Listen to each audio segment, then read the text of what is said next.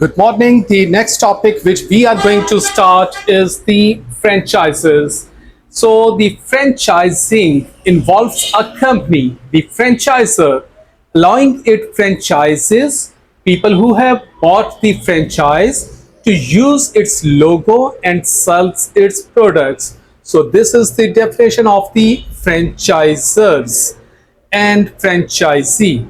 Examples of the franchise operations include McDonald's, Kentucky Fried Chicken, The Body Shop, Clark's, etc.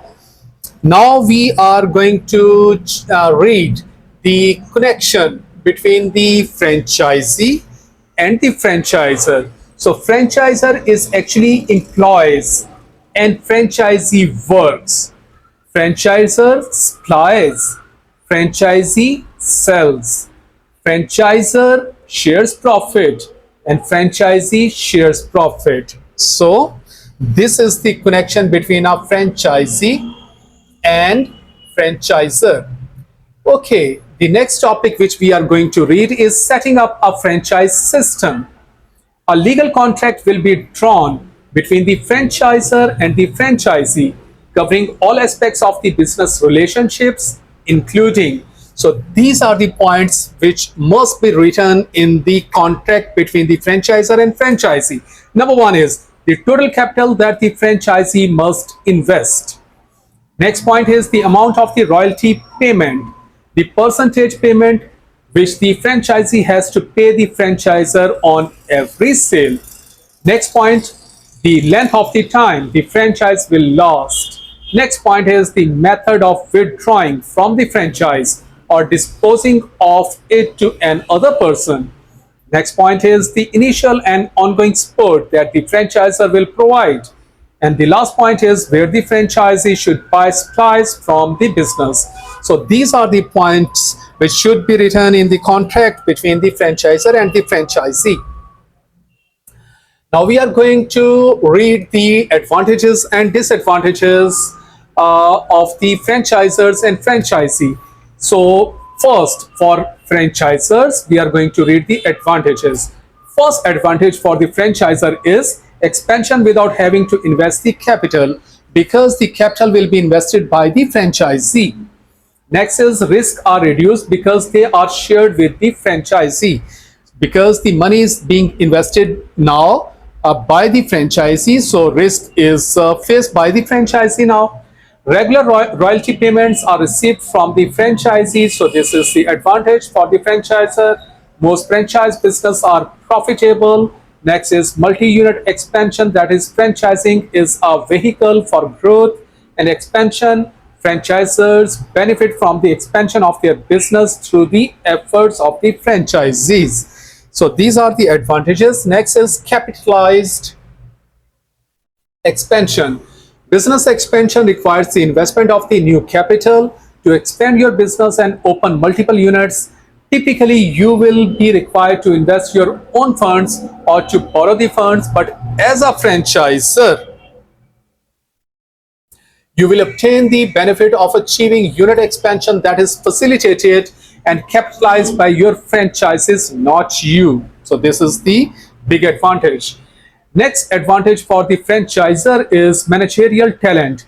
Business expansion requires dedicated managerial talent. Assuming that you choose your franchises wisely, franchising affords the benefit of dedicated operators who not only manage their franchised locations, but who also have a vested equity interest in the business. So this is the advantage. Next is scalability. Franchising is highly scalable and may be refined and customized to account for a broad range of the franchised expansion. Franchise programs may be established for both franchisors focus on large volume national growth and franchisors focus on low volume regional growth.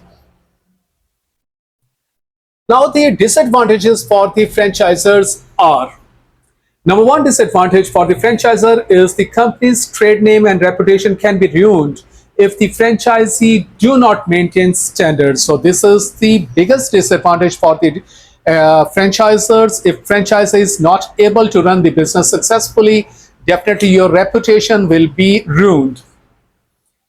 Next is ongoing cost of national advertising and sport franchises. So next, this is the disadvantage. Ongoing cost will have to be paid by the franchisor for national advertising. Next is regulation. Franchising is a regulated industry. To ensure the proper development and operation of your franchise system, you will be required to invest money in legal fees related to the development of a franchise disclosure document and regulatory documents and filing that satisfy federal and state financial laws. So this is the expense which have to be paid by the franchisor. Next is capital investment. To establish a franchise system, you will be required to invest startup capital to establish your franchising infrastructure. A significant component to this infrastructure includes your regulatory compliance obligations and your attorney development of the FDD. Funds and time will also be required for the purpose of establishing systems and programs to be provided to the franchises. So this is the disadvantage. Next is business obligations. Once you franchise your business, in many respects, you will be leaving the role of the business operators and taking on the role of the franchisor. This role will require the management of your franchise system, respecting franchise sales, advertising, product development, and service development. These are all things that are interesting for many entrepreneurs, but they are nevertheless obligations that must be undertaken. So these are the disadvantages for the franchisors. Now, as a franchisee, the advantages are banks are usually more willing to lend money to franchisee because now you are a part of a big network. So the financial institutions are will be more in a position to give you loans. The franchisee benefits from the continuous support from the franchisor. Next is owning a franchise allows you to go into business for yourself, but not by yourself. A franchise provides franchisees with a certain level of the independence where they can operate their business to some extent. A franchise provides an established product or service which may already enjoy widespread brand name recognition.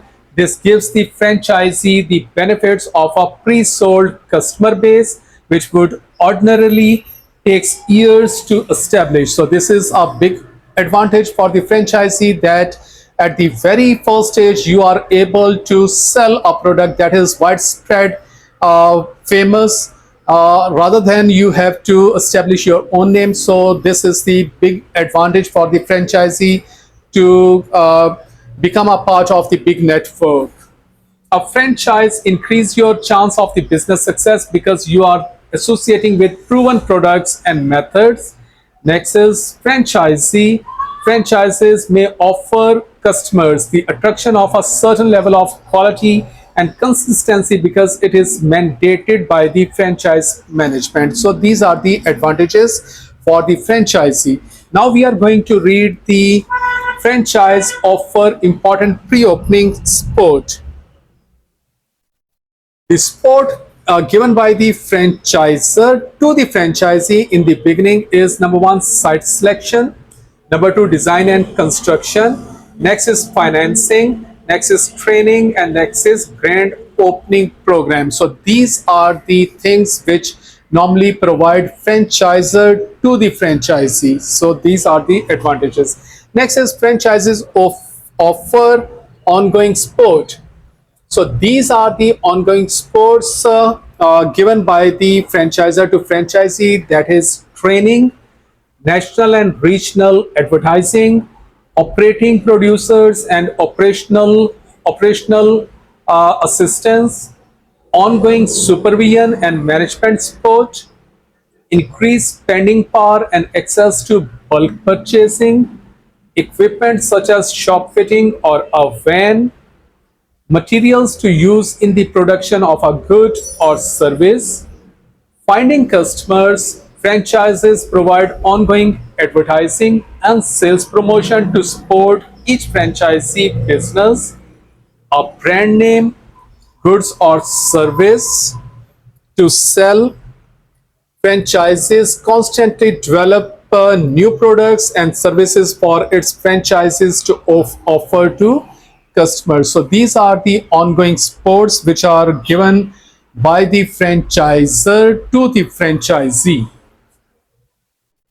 Next topic is disadvantages of the franchises.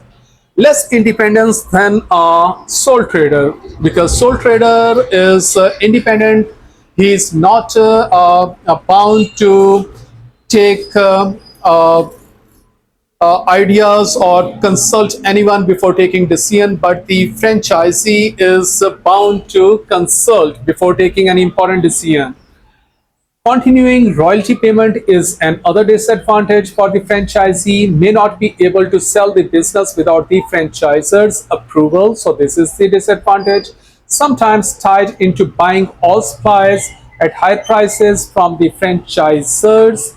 Next disadvantage is franchisees must be careful to balance restrictions and support provided by the franchisor with their own ability to manage their business. So big disadvantage, a damaged system wide image can result if other franchises are performing poorly or the franchisors run into an unforeseen problem. So on the, because you are the part of the system now, so you have to bear the losses that is given by the other franchisee or the franchisor himself.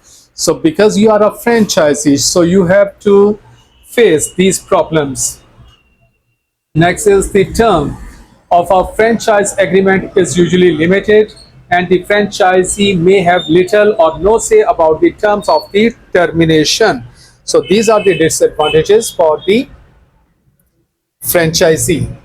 Next important point in the lecture is, for getting a franchisee, a fee has to be paid. The overall fee will comprise an initial lump sum plus a royalty based upon turnover.